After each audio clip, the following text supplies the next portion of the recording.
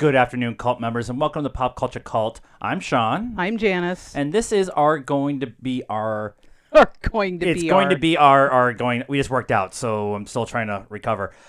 Our review for Alita Battle Angel. Right. This will be a non-spoiler review, except for maybe the last 2 minutes after we give our score, because there's something I want to talk about at the end.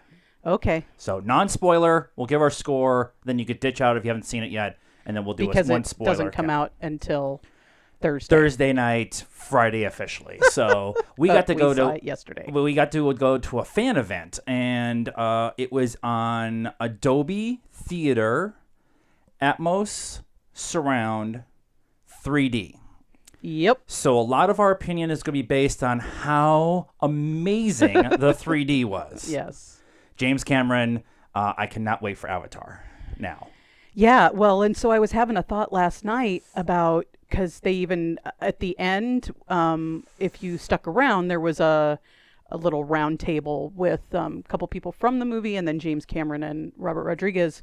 And they were talking about the advances since Avatar. And so now I'm wondering if it's going to feel really strange going from Avatar of 10 years ago to this. I think it's more than that, but yeah. To this new return of Avatar, Yeah. whatever, and the CGI is going to be so advanced that we're going to be like, this is like watching a Steamboat Willie versus cartoons today or whatever. Yeah, welcome to our Pandora talk. The reason we're starting with the 3D and the special effects is because what they were able to do in this movie is this is like Avatar. It's going to be a game-changing thing, but I think it's one step to get to the next step is really what it comes down to. But they mocapped everything that Rosa Salazar, who played Alita, they mocapped everything. Yep. Her physical body movements, her facial movements, and they did it in shot. So when she interacts with the real Christoph Waltz, you get he's really touching her and she's really touching him, and and then they were able to come in and 3D it and CGI her character with the big eyes and stuff like that. And right. And and to be fair, they actually did that with all of the cyborgs. Yeah. But most of them, or a lot of them, had the actual actor's face, and then everything else was CGI'd. There was a couple that the guy from Bad News Bears, I think his face, Jakey Earl Haley, was like his face was made bigger. I want to say much bigger. I want to say elongate, but it was made much bigger and stuff. Yeah.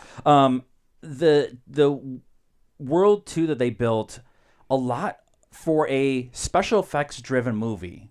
A lot of the world is practical. Right. The office was practical. The streets they were talking about in Iron City were practical. Real cobblestones that they had to walk on, and tools in the doctor office. There was like instruments and stuff, and there is a scene that's been in the trailer. It's rollerball, and a lot of that is CGI'd. It's very impressive but they were able to keep that realism within that CGI part. Yeah, and one of the things that they've talked about in video game making and then in the CGI is hair. Hair is very super hard, and hair in water is even harder. And her hair was amazing. Yeah. She's on the back of this motorcycle. Yeah. Unicycle. Yeah. And her hair is flowing like it probably should. Yeah. And then there's a scene where she's in the water. It's in the trailer when she dives into the water, jumps in the water. And the hair was amazing. Yeah. And you really none of that uncanny valley. I mean, probably because she's it's mocap and not.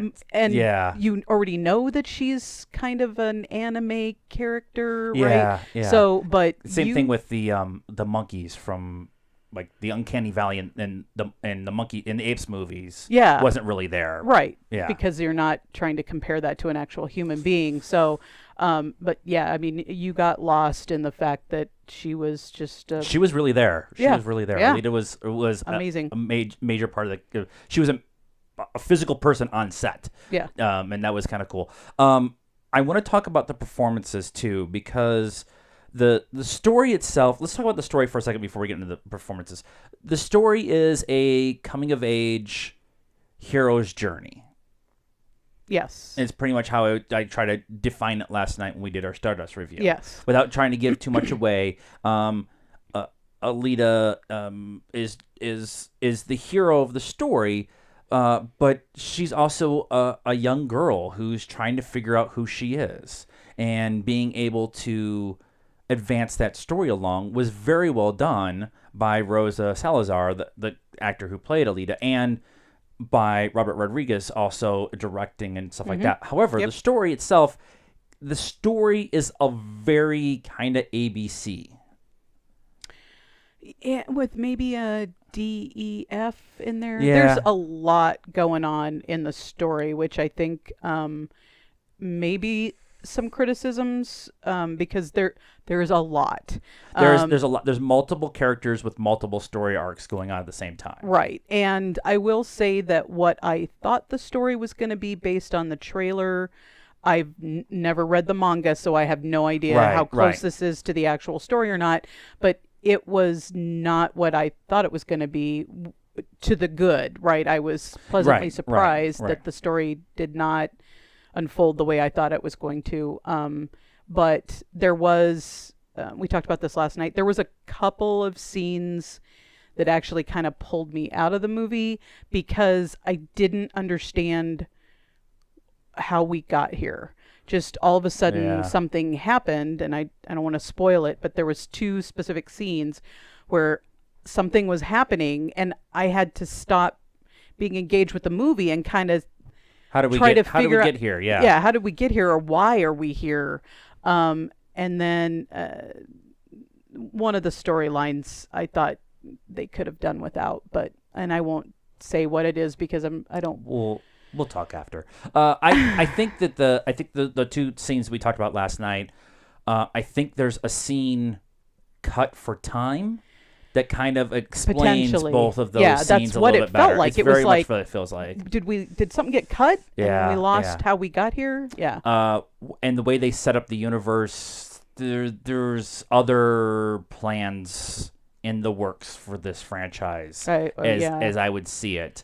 Again, not to spoil anything. Well, I think they spent a lot of money making this. They want not only just for, James Cameron to continue his project, his pet project, but to continue this universe and this franchise too. Absolutely. So I want Christoph Waltz is in this. He's really, really good. He always is. Jennifer Connelly's character is this I hate her, I love her, I hate her kind of character. Mr. Ali, if you watch any of our other shows, understand who that is. It's Marshala. Marshala Ali is underused in this movie. Yes. But I very much feel like this was filmed before he did some of the stuff that came out. And so he's kind of a third level or fourth level character in this, which is unfortunate. However, when it was filmed, him taking this role made sense, right? And so I'm not gonna blame him for that kind of thing, right? I liked him. I didn't like him. I liked his performance. Right, there we go. That's a better way of putting it. And there's a surprise. There's a surprise at the end, very end, which we're going to talk about after we give our scores. That's the thing that we're going to talk about. But so if you don't stick around because you haven't seen it yet, because it hasn't actually come out yet, there's a surprise appearance that you're like, what? Right. But I think overall the performances land. I mean, you got 3 Oscar winners in this movie. Yeah. And a younger lady who puts out a really good performance through the mocap and everything else. And then there's just a bunch of random. Casper Von Dien is in it. Yeah. Ed Skrein, who is the helicopter pilot in from Lost. No. Oh. No, he's Francis. Yeah, Francis. What's my name? What's Francis? I tried really hard not to scream out what's my name during the and then the helicopter pilot from Lost who was also in it. Just a lot of like you're like looking at like typical Robert Rodriguez pulling people out of the woodwork that you just don't see very often and doing stuff. Oh, hey, there's that guy. And like with Jackie Earle Haley, he's a major character in this. Yeah. And you don't even know it until the end. They roll the credits. You're like, how is Jackie Earle Haley? Okay, so I think overall, story had some.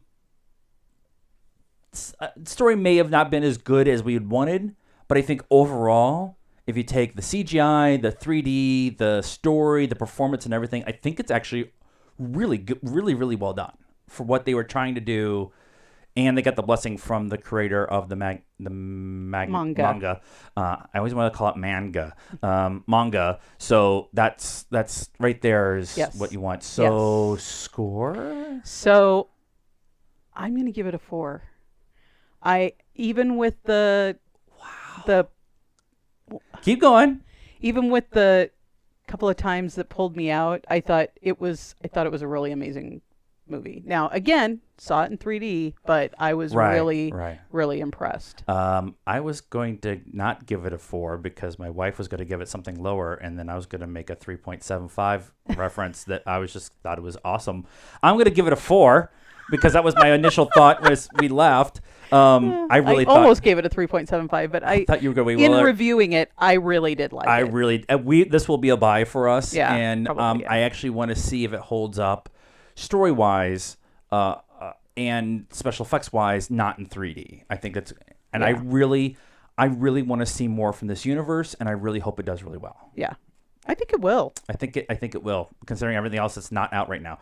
Okay, we're gonna talk spoilers for like 2 minutes. Spoilers. You've been warned. I don't have a sign anymore. Spoilers. You've been warned. Bail. Okay. So the big bad that you don't really see in the whole movie is Nova. Right. And Nova is this immortal character who kind of makes it feel like he was the reason for the big war that they called the Fall 300 years prior to the start of this movie. That's what they kind of did that kind of thing. Sure. That's how I felt, at least upon reviewing it in my head. However, we only see pictures of him occasionally, and you see his eyes, and you see like a hologram of him at one point in time, and then there's a big cliffhanger ending at the end, and Alita is trying to do her best to get to the city that's in the sky from Iron City, and the only way to really do that is to be rollerball champion and then be sent up. Right. She's trying to be We're not going to tell the whole story. So she's pointing up, and they show Nova, who is played by Edward Norton. For a hot second. You're like, Jesus. And he's gone. What? Yeah. And the movie's over. What? Now Nova talks through other characters in the movie, but it's those actors who are actually doing it. So Edward Norton's in this movie for 32 seconds or something like that. It's like it's not even that long. It's like 12 seconds total. Yeah, but that it's him. It was like maybe 5 seconds. Yeah, it's that he took his glasses off, and you're like, and he's gone. Yeah. So with the cliffhanger ending, and Edward Norton being in this, they are very much looking to do a second one. Oh yeah. And it was James Cameron. And I think with James Cameron and Robert Rodriguez both involved, and John Landau, who's the John Landau and James Cameron are the producers. I think that the two of them really pushing that we're at least going to get one more. I hope so. And I would really hope that we get this, because I want to see Edward Norton as the big bad in the second movie, and all the battle stuff that they could do. Yeah. Now they kind of hinted at it throughout the movie and stuff, but yeah.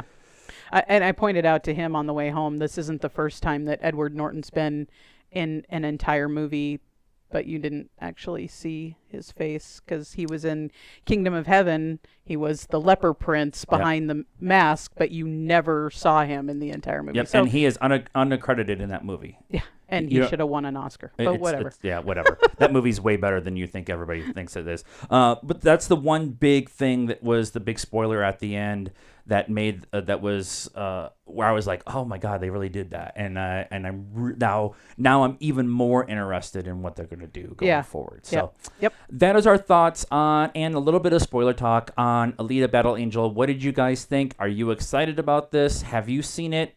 Go see it in 3D. If you don't see it, IMAX would be cool.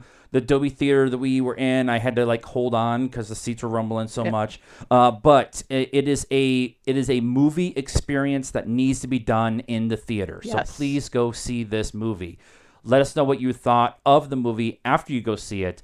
Like this video, subscribe to the channel, find us on Patreon, help us out there. Also on our social media network, all that information is down here somewhere. Down here. And until next time, good afternoon, cult members.